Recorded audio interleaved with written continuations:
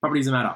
So let's jump into our first sort of module, if you'd like to talk about it like that, and essentially what we're actually going to be going through. So properties of matter, I want you to explore the homogeneous mixtures and heterogeneous mixtures through practical investigation. So what do these two words mean? Because they're two very distinct terms that you may not actually understand what they mean.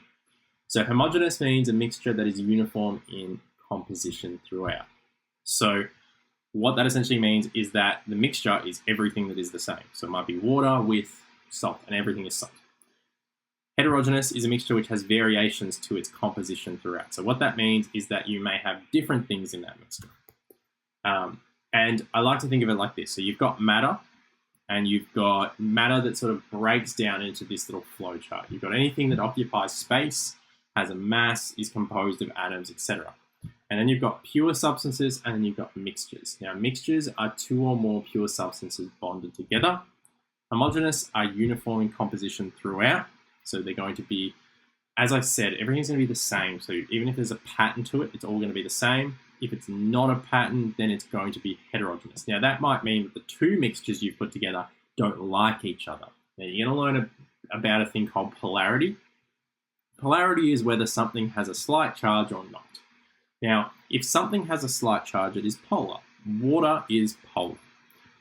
If it doesn't, it's going to be called non-polar. Now, something that is non-polar is oil, fats. Now, if you think about a cup of water and you pour some oil in, what happens? It makes those weird blobby bits that don't mix in. You can never mix the oil in. No matter how much you mix it, it will never mix in. You get these little fat, round oil bits that just sort of clump in. Eventually, the oil moves to the bottom because the oil is heavier than water.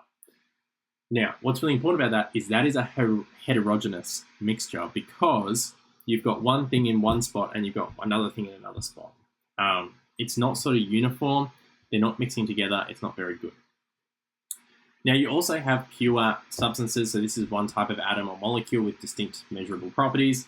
So compounds, these have two or more elements bonded together. Elements are essentially one type of atom. So if I said I have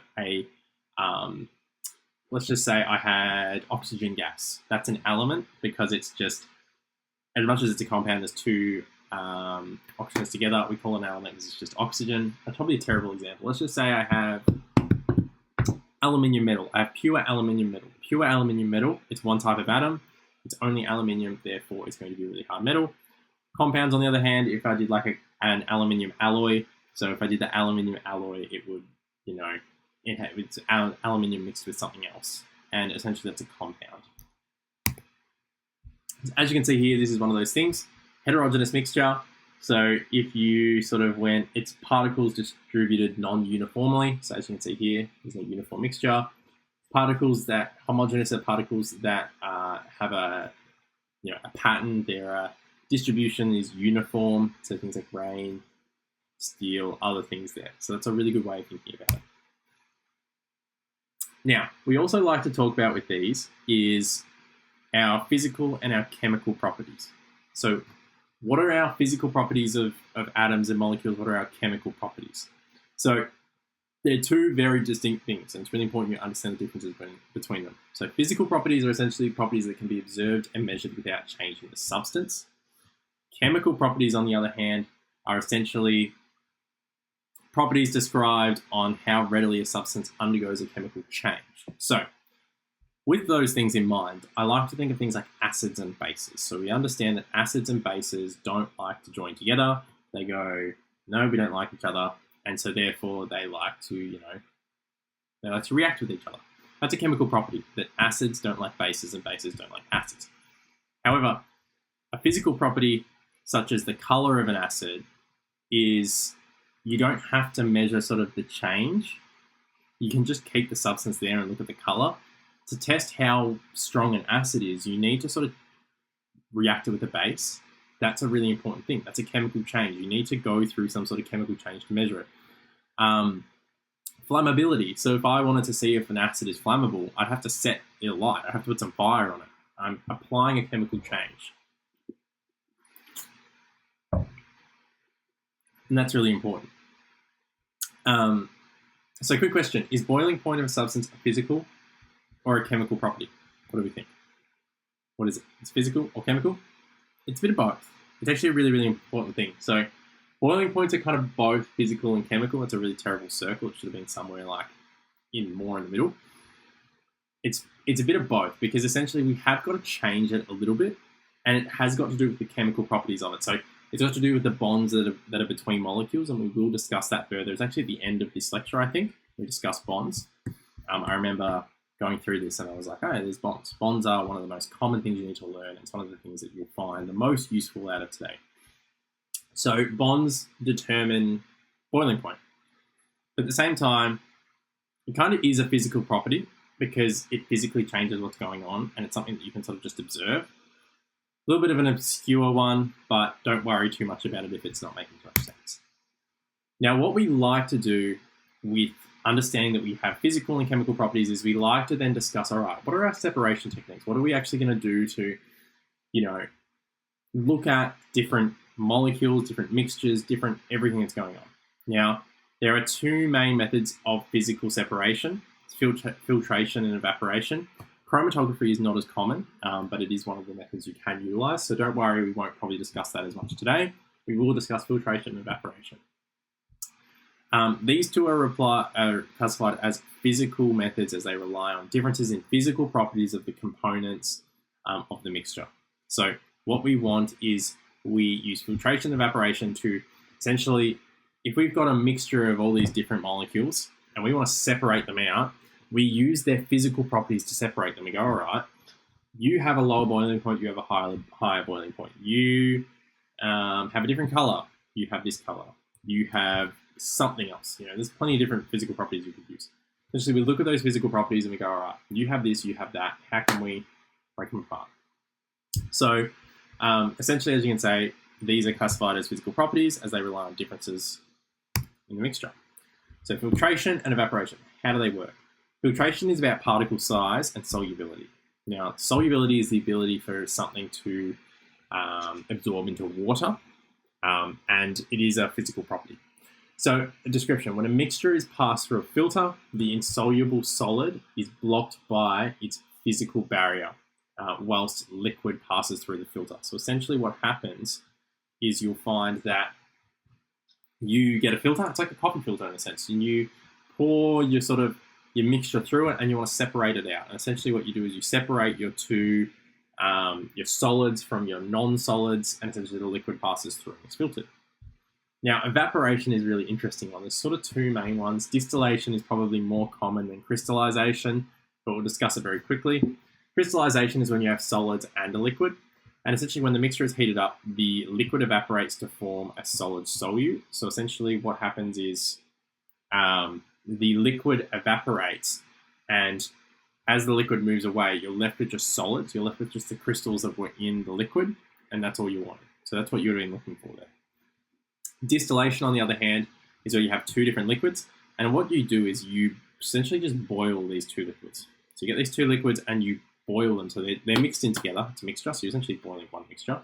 But you boil off that mixture, and essentially what happens is the liquid with the lower boiling point will evaporate first. It will become, a gas first. And as it becomes a gas, it moves up into a tube. Essentially what it'll look like is like a tube. I hope there's a photo of it. I think there's a photo of it coming up. There is, but essentially it evaporates. I'm going to get that photo up. It's a much better way of explaining it. Essentially what happens is you get this liquid and it boils, and the first component, the one with the lower boiling point, will boil first. Essentially as it does is it boils up and it hits this and it gets pushed down into this tube. Essentially this tube is called a condenser, and what happens is water runs around this tube. So this tube has like a double layer. It's like one layer and another layer. In this outer layer, there is no gas there. The gas from this mixture is in the middle layer. The outer layer is like a pump, and it pumps cold water through it. And that cold water is running around that inner layer, and that inner layer is really cold.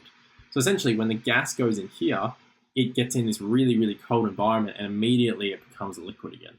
And you've made this tube in such a way it's not going to be able to escape back in there. It's going to go down in here. And essentially, you get this distillation. You get this liquid coming out, which is different to the mixture. It's essentially one component of the mixture. So you keep boiling this, or at whatever temperature it is that the first thing boils, and you keep it at that temperature, and you boil off all of the mixture that was in there of the one part that was at that boiling point, and it should come out as a distilled component, and eventually you'll be left with the perfect amount of what you had of the other component. So that's what that looks like there. Distillation is easily the most common. Distillation occurs with sort of crude oil, which is our raw version of our petrol, something that you'll see a lot. It also happens with things like gins. So if you've ever heard of a gin, and it's an alcoholic spirit, you distill gins a lot. It's got to do with sort of ethanol components and so forth. You also do it with other spirits, but you'll see that that's sort of how that works. Now, there's also some other separation techniques that are slightly different. There's decanting and centrifuging. Now, centrifuging is used in medical terms a lot. So me being in sort of medical research, we use the centrifuge to separate blood samples. It's the most common use of it. Decanting, on the other hand, is a little bit different. You essentially use gravity to separate substances. So you use the principle that a lighter substance will float to the top while a heavier substance sinks. And you sort of leave things over a period of time and you look at the density. So you sort of, it's interesting because you sort of leave a mixture, you sort of make a mixture, you get a mixture and you leave it over a period of time in a certain position. And over a certain period of time, they should separate, and you sort of pour out that first part. Essentially, that's how you separate it. Not as accurate as centrifuging. Centrifuging is doing that in a much quicker terms. Essentially what you do is you spin the sample. So you put a sample in and you spin it. And you spin it really, really quickly. And I think there's a photo of it as I was going through. Yes, this is centrifuging. You put a sample in and essentially it spins really, really, really quickly. And essentially what happens is the heavier sort of substances end up at the bottom of the tube. They end up further away. And the lighter substances end up more at the top of the tube. And when that stops spinning, you're left with all the heavy content at the bottom and all the light content at the top. And essentially you can, from there, you can essentially go through and pull out everything else that you have there. Now, just quickly, here's some photos of all the techniques. So this would be your filtration. As you can see here, you've got a filter paper, you get your residue out, you get your liquid at the bottom. This would be part of your evaporation or your distillation sort of technique. So here's your evaporation. You hope that you sort of end up with a solid at the bottom if you're going to use crystallization. Here's your distillation. And then this is sort of your centrifuging. We didn't really go, there's no photo of decanting, because decanting, there's nothing to do. You essentially just leave it over a period of time.